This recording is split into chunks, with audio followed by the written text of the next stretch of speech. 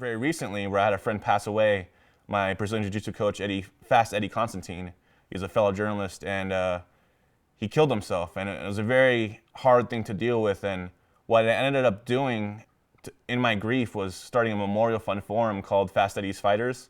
And what we're going to be doing is providing scholarships for young Jiu-Jitsu and MMA fighters between 14 and 18 years old.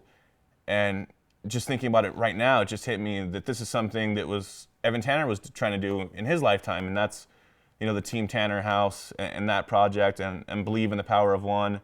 And it fell apart for Evan, but I think that's the kind of impact that Evan had, is that he was always around and always trying to do something positive for others, even though he struggled with that universal vice that is alcohol. That's a vice that everyone can relate to, whether in Russia, America, all across the globe.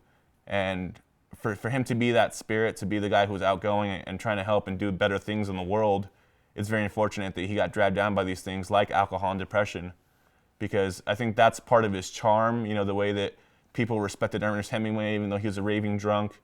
The guys who are too tortured by their own demons and their own talents to be able to persevere through them till the very end. I don't know that I don't believe that Evan Tanner went into the desert with the intention of dying or killing himself or anything like that.